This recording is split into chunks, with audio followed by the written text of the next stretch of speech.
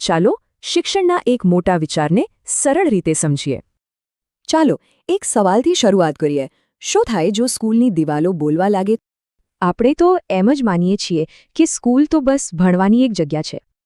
પણ એક નવો કોન્સેપ્ટ આ આખી વાત જ બદલી નાખે છે. આ કન્સેપ્ટ છે બાલા, એટલે કે building as a learning aid. આનો મતલબ સીધો છે. આખી સ્કૂલની બિલ્ડિંગ જ એક ટીચર બની જાય છે. એટલે કે સ્કૂલનો દરેક ખૂણો, પછી એ ક્લાસરૂમ હોય કે કોરિડોર, ભણાવવાનું શરૂ કરે. એટલે કે ફર્શ, દિવાલ, બારીઓ બધું જ ભણાવવા માટેનું એક સાધન બની જાય છે. જેમ કે ક્લાસરૂમને એક સાદી દિવાલ હવે આખું સૌરમંડળ બતાવે છે. તો દાદરા ચડતા ચડતા જ ગણિતના ઘડિયા પાક્કા થઈ જાય. કેવી મજાની વાત! અરે, બારીની ગ્રીલ પણ ભૂમિતિના આકારો શીખવી શકે છે. પણ સવાલ એ છે કે આટલું અસરકારક કેમ છે?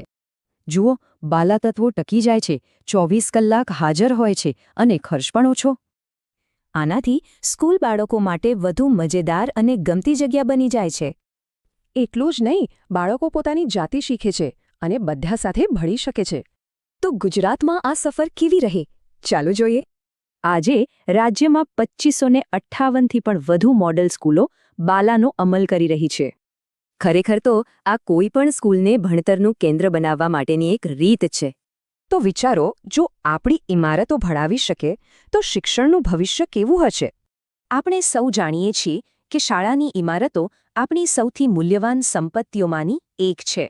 તો પડકાર એ હતો કે શાળાઓને એવી રીતે ટકાઉ બનાવી શકાય જે વિદ્યાર્થીઓને આકર્ષે અને જાળવી રાખે. આનો ઉકેલ આવ્યો 2013માં, જ્યારે green and sustainable school programme શરૂ કરવામાં આવ્યો. આનો અર્થ છે કે આપણી ઇકોસિસ્ટમને પુનઃસ્થાપિત કરીને ભવિષ્યની પેઢીઓ માટે જીવન સુધારવું. આનો હેતુ છે બાળકોને આ પરિવર્તનના લીડર બનાવી શાળાઓથી શરૂ કરીને એક ટકાઉ ઇકોસિસ્ટમ બનાવવી. આ 6 તત્વો દરેક શાળાના પરિવર્તન માટેના બિલ્ડિંગ બ્લોક્સ છે. ગ્રીન સ્ટેટસ હાંસલ કરવા માટે આ વ્યવહારુ ઘટકોનો અમલ કરવામાં આવે છે. આ માટે ખાસ ડેટા ડ્રિવન ઓડિટ પ્રક્રિયા છે જે દરેક શાળાની સફરને ટ્રેક કરે છે. અને આ સર્વે વિદ્યાર્થીઓ, શિક્ષકો અને ટેકનિકલ સ્ટાફ સાથે મળીને કરે છે. આખી સિસ્ટમ 600 પોઈન્ટ પર આધારિત છે. 6 પર્યાવરણીય તત્વોમાંથી દરેક માટે 100 પોઈન્ટ. જેમ કે વરસાદી પાણીના સંગ્રહ જેવા ચોક્કસ કાર્યોને માપવામાં આવે છે અને પોઈન્ટ આપવામાં આવે છે. અને અત્યાર સુધીમાં 208 શાળાઓને આ પ્રોગ્રામ દ્વારા સફળતાપૂર્વક રૂપાંતરિત કરવામાં આવી છે. આ કાર્યક્રમે સકારાત્મક પરિવર્તનની એક એવી લહેર ઊભી કરી છે જે દૂર સુધી ફેલાય છે. વધેલા એનરોલમેન્ટથી લઈને સારા સ્વાસ્થ્ય સુધી આના ફાયદા સ્પષ્ટપણે દેખાય છે. આ મોડેલ બતાવે છે કે શાળાઓ એક ટકાઉ ભવિષ્ય માટે શક્તિશાળી એજન્ટ બની શકે છે. આજે વાત કરીએ ગુજરાતની એક એવી પહેલની જે વિશિષ્ટ જરૂરિયાતવાળા બાળકો માટે શિક્ષણ બદલી રહી છે. સવાલ એ છે કે એક ક્લાસરૂમ આખી સ્કૂલને કઈ રીતે બદલી શકે? ચાલો જોઈએ ગુજરાતનો આ અનોખો જવાબ. આ કોઈ અલગ સ્કૂલ નથી, બલકે સામાન્ય સ્કૂલમાં જ ખાસ મદદ માટે બનાવેલો એક સ્પેશિયલ ક્લાસરૂમ છે. તો આ બધા પાછળનું મિશન શું છે? આ કાર્યક્રમ કેટલાક સ્પષ્ટ અને મજબૂત ઉદ્દેશ્યો પર બનેલો છે. ટૂંકમાં, ધ્યેય એવું વાતાવરણ બનાવવાનો છે જ્યાં દરેક બાળક શૈક્ષણિક અને સામાજિક રીતે આગળ વધી શકે. પણ આ બધું જમીન પર કામ કેવી રીતે કરે છે? એમાં કેટલીક મુખ્ય ખાસિયતો અને સપોર્ટ સિસ્ટમ્સ છે. આનો મતલબ છે કે બાળકોને અલગ પાડવાના નથી, પણ સ્કૂલની દરેક પ્રવૃત્તિમાં સામેલ કરવાના છે. અને આ બધું કરવા માટે એક મજબૂત સપોર્ટ સિસ્ટમ પણ છે. શિક્ષકો, વિદ્યાર્થીઓ અને માતાપિતા બધા માટે. આ યોજનાને લાગુ કરવાની રીત પણ એકદમ સરળ અને વ્યૂહાત્મક હતી. શરૂઆત થઈ 2019-20માં. શાળા પસંદ કરવાના નિયમો બહુ સરળ હતા. આનાથી આ કાર્યક્રમ ઝડપથી આગળ વધી શક્યો. તો આનો પ્રભાવ કેવો રહ્યો? પરિણામો ખરેખર ઝડપી વૃદ્ધિ અને પ્રતિબદ્ધતા દર્શાવે છે. પહેલા જ વર્ષમાં 147 રિસોર્સ રૂમ બનાવવામાં આવ્યા, અને તે પણ પૂરી તૈયારી સાથે.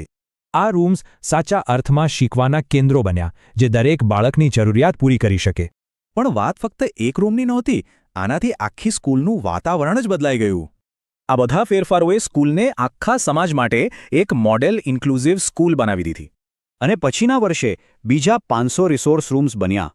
આનાથી કાર્યક્રમની પહોંચ અનેક ગણી વધી ગઈ.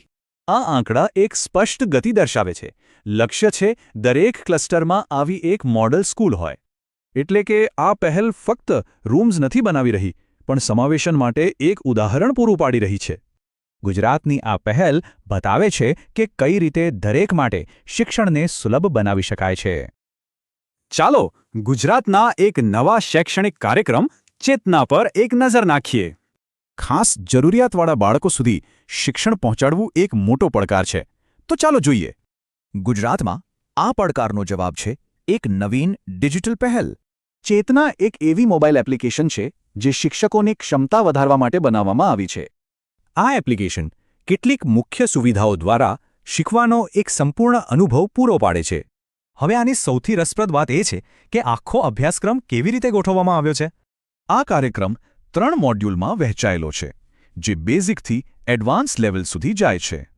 આ કાર્યક્રમની શરૂઆત સ્પેશિયલ એજ્યુકેટર્સના એક ફોકસ ગ્રુપથી કરવામાં આવી હતી. પહેલા તબક્કામાં પ્રાથમિક વર્ગો માટે 1000થી વધુ સ્પેશિયલ એજ્યુકેટર્સને ટ્રેનિંગ અપાઈ. હવે બીજા તબક્કામાં બીજા લગભગ 1000 એજ્યુકેટર્સને પણ ટ્રેનિંગ આપવામાં આવી. અને આજે લગભગ 2 લાખ શિક્ષકો આ એપ્લિકેશન દ્વારા ટ્રેનિંગ લઈ રહ્યા છે. તો સવાલ એ છે કે આ ડિજિટલ એપ્રોચની અસર શું થઈ છે? અહીં પરંપરાગત તાલીમની સરખામણીમાં આ એપના ફાયદા સ્પષ્ટપણે જોઈ શકાય છે. આના શૈક્ષણિક ફાયદા પણ સ્પષ્ટ છે. શિક્ષકોને નવું જ્ઞાન અને સંસાધનો મળ્યા છે. પણ વાત અહીં અટકતી નથી. આ પ્રોગ્રામ હવે હજી મોટા વિસ્તરણ માટે તૈયાર છે. આગળનું પગલું છે ચેતનાના કન્ટેન્ટને રાષ્ટ્રીય દીક્ષા પોર્ટલ પર અપલોડ કરવાનું. આનાથી એક સવાલ ઊભો થાય છે. જો દરેક રાજ્ય પાસે પોતાની ચેતના હોય તો ચાલો એક એવી યોજના જોઈએ જે અંતરિયાળ વિસ્તારોની દીકરીઓ માટે શિક્ષણના નવા દરવાજા ખોલી રહી છે. આની પાછળ મોટાભાગે સામાજિક અને આર્થિક કારણ હોય છે, ખાસ કરીને શૈક્ષણિક રીતે પછાત વિસ્તારોમાં. આ જ ભેદભાવ દીકરીઓને ભણતા રોકે છે. તો આનો ઉકેલ શું? ચાલો ઊંડાણપૂર્વક સમજીએ.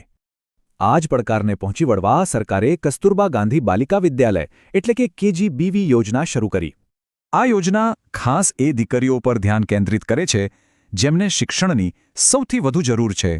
હવે વાત કરીએ ગુજરાતની, જ્યાં આ યોજનાએ નોંધપાત્ર કામગીરી કરી છે. ચાલો આંકડાઓ પર નજર કરીએ. હાલમાં સમગ્ર ગુજરાતમાં આવી 249 નિવાસી શાળાઓ કાર્યરત છે. અને આ શાળાઓમાં 27,441 દીકરીઓ રહીને ભણી રહી છે. સૌથી રસપ્રદ વાત એ છે કે આ શાળાઓ એ જ જિલ્લાઓમાં વધુ છે જ્યાં તેની સૌથી વધુ જરૂર છે. કારણ કે આ ફક્ત ભણાવતી નથી પણ દીકરીઓના સર્વાંગી વિકાસ માટે એક આખું તંત્ર પૂરું પાડે છે. ભણતરમાં દીકરીઓ પાછળ ન રહે તે માટે સ્માર્ટ ક્લાસથી લઈને વધારાના કોચિંગ સુધીની સુવિધાઓ છે. સારું સ્વાસ્થ્ય સારા શિક્ષણ માટે જરૂરી છે, એટલે જ નિયમિત મેડિકલ ચેકઅપ અને પૌષ્ટિક આહાર પર ભાર મુકાય છે. આટલું જ નહીં, વિવિધ પ્રવૃત્તિઓ અને તાલીમ દ્વારા દીકરીઓમાં આત્મવિશ્વાસ અને જીવન કૌશલ્યો વિકસાવાય છે. ઘરથી દૂર રહેતી દીકરીઓને માનસિક રીતે મજબૂત રાખવા માટે એક ખાસ કાઉન્સેલિંગ કાર્યક્રમ પણ ચલાવવામાં આવે છે. અને આની અસર માત્ર એક દીકરી પર નહીં પણ તેના પરિવાર અને આખા સમાજ પર જોવા મળે છે. KGBV યોજના ઉજ્જવળ ભવિષ્ય માટે એક મજબૂત પાયો પૂરો પાડે છે. પણ વિચારવા જેવી વાત એ છે કે આવા મોડલને વધુ કેવી રીતે વિસ્તારી શકાય. ગુજરાતમાં કિશોરો માટે એક ખાસ શૈક્ષણિક પહેલ શરૂ થઈ છે. ચાલો જોઈએ કે આ શું છે. મોટા થવાનો સમય એટલે કે કિશોરાવસ્થા એ જીવનનો કદાચ સૌથી ગૂંચવણભર્યો સમય હોય છે. આ એક એવો સમય છે જ્યાં ઉત્સાહ અને આત્મવિશ્વાસની કમી બધું એકસાથે અનુભવાય છે. તો આ બધામાંથી પસાર થવા માટે સાચા માર્ગદર્શનની જરૂર પડે છે. અને આ માટે જ એક ખાસ કાર્યક્રમ બન્યો છે. આ કાર્યક્રમનું નામ છે ઉજાસ ભણી એટલે કે અંધકારમાંથી પ્રકાશ તરફ જવાનો માર્ગ. આનો મુખ્ય હેતુ વિદ્યાર્થીઓને જીવનમાં આવતી પરિસ્થિતિઓનો સામનો કરવા માટે તૈયાર કરવાનો છે. આ અભ્યાસક્રમ કેટલીક મુખ્ય બાબતો પર ધ્યાન આપે છે, જેની શરૂઆત સ્વાસ્થ્ય અને સુખાકારીથી થાય છે.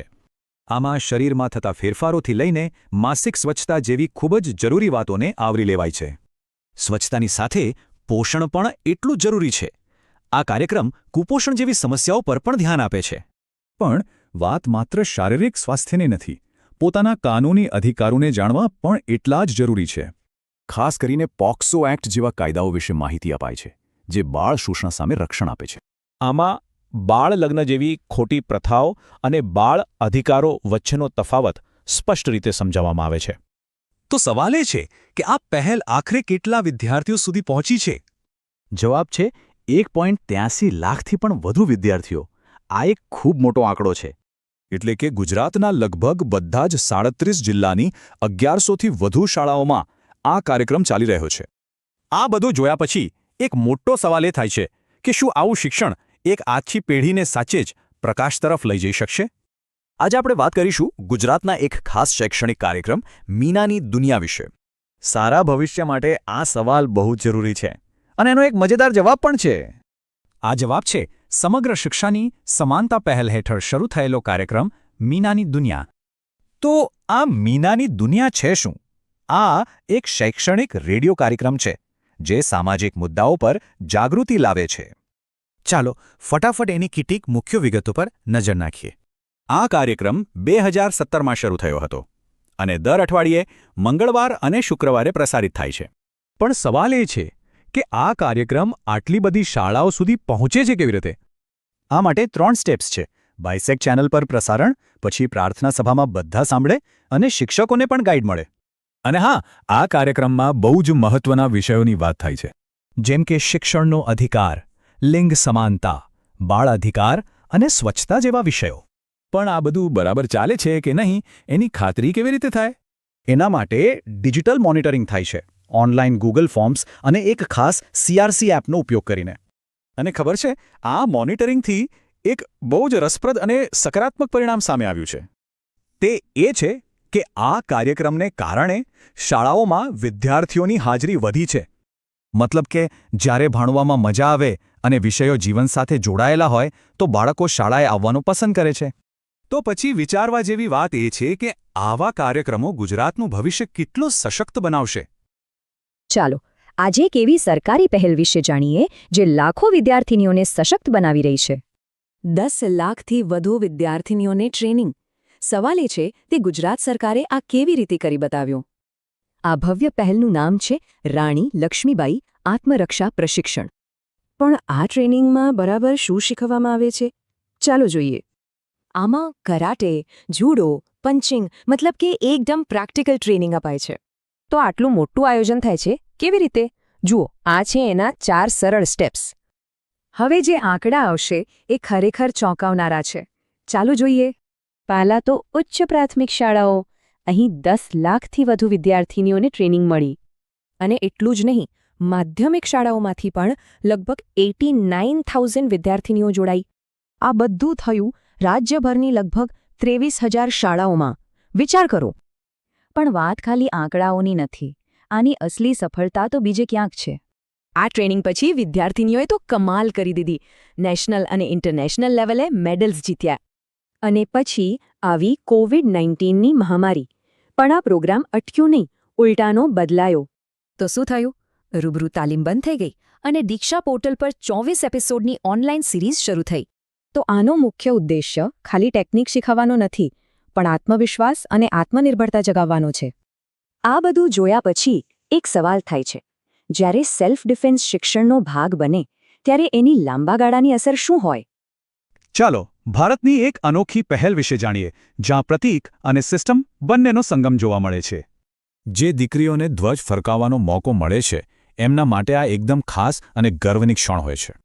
પણ સવાલ એ છે કે શું ખાલી ધ્વજવંદનથી આખી પેઢી સશક્ત બની શકે? ચાલો આની પાછળની વાત સમજીએ.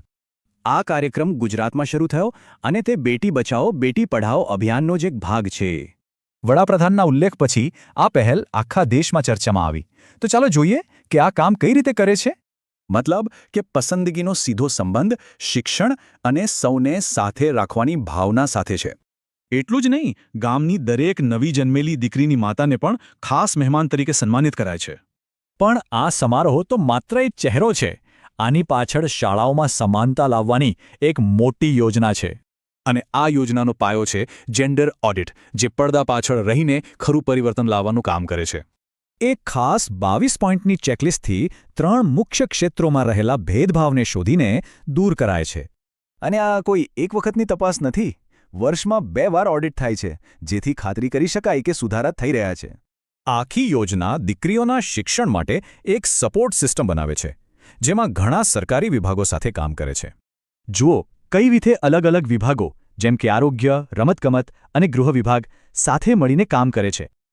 તો આ જ છે આખી વાતનો સાર. એક તરફ શક્તિશાળી પ્રતીક અને બીજી તરફ તેને ટેકો આપતી મજબૂત સિસ્ટમ. આનો અર્થ એ છે કે એક પ્રેરણાદાયક કાર્ય મોટા અને માળખાકીય સુધારાઓનો ચહેરો બની શકે છે. આ પહેલ એક સવાલ મૂકી જાય છે. આવા બીજા કયા કામો હોઈ શકે જે સમાજમાં મોટું પરિવર્તન લાવી શકે? આજે વાત કરીશું સમગ્ર શિક્ષા વિશે. આ એક એવો પ્રોગ્રામ છે જે લાખો વિદ્યાર્થીઓનું ભવિષ્ય બદલી રહ્યો છે. સરળ શબ્દમાં કહીએ તો આ શાળાઓ માટે એક મોટી સરકારી યોજના છે. મુખ્ય ઉદ્દેશ્ય છે શિક્ષણને વધુ સારું બનાવવાનું. આ આખા કાર્યક્રમને સમજવા માટે તેને 3 મુખ્ય ભાગોમાં વહેંચી શકાય. આ 3 સ્તંભો છે: પહોંચ, ગુણવત્તા અને સમાનતા. આ દરેક પાસા પર ખાસ ધ્યાન અપાયું છે. પણ આ બધું સાચે જ કામ કેવી રીતે કરે છે? ચાલો સમાનતાના પાસા પર ઊંડા ઉતરીએ. એક મુખ્ય વિચાર એ છે કે શિક્ષણ ફક્ત પુસ્તકો પૂરતું ન રહે, પણ વ્યવહારુ કૌશલ્ય પણ શીખવે. આ માટે છોકરીઓને ખાસ વોકેશનલ ટ્રેનિંગ અપાઈ છે, જેથી તેઓ આત્મનિર્ભર બની શકે. તો સવાલ એ છે કે આ તાલીમમાં ખરેખર શીખવા શું મળે છે? અહીં બધું જ હાથથી શીખવાનું છે. સિરામિક્સ અને માટીકામથી લઈને સિલાઈકામ અને પેઇન્ટિંગ સુધી. અને સૌથી રસપ્રદ વાત તો એ છે કે આ બધું બનાવવા માટે કઈ સામગ્રી વપરાય છે. વિદ્યાર્થીઓ પ્લાસ્ટિક બોટલ, જૂના છાપા અને સીડી જેવી નકામી વસ્તુઓમાંથી નવી વસ્તુઓ બનાવે છે. આનાથી વેસ્ટમાંથી બેસ્ટ બને છે અને ઘણીવાર સ્થાનિક સંસ્કૃતિની ઝલક પણ જોવા મળે છે. આ તો થઈ એક પહેલની વાત. હવે જોઈએ કે આ યોજના ખરેખર કેટલી મોટી છે. આ પ્રોગ્રામ દેશભરની 40,000થી પણ વધુ સરકારી શાળાઓમાં ચાલી રહ્યો છે. અને આ શાળાઓમાં 52 લાખથી વધુ છોકરીઓ આ યોજનાનો લાભ લઈ રહી છે. આ આંકડા બતાવે છે કે સમગ્ર શિક્ષાથી કેટલા બધા છોકરા-છોકરીઓને ફાયદો થયો છે. મતલબ કે આ એક ખૂબ જ મોટો કાર્યક્રમ છે જે લાખો વિદ્યાર્થીઓને પ્રેક્ટિકલ શિક્ષણ આપી રહ્યો છે. આ એક સવાલ ઊભો કરે છે, જ્યારે શિક્ષણ હાથથી કામ કરતા શીખવે ત્યારે શું એનો અર્થ બદલાઈ જાય છે?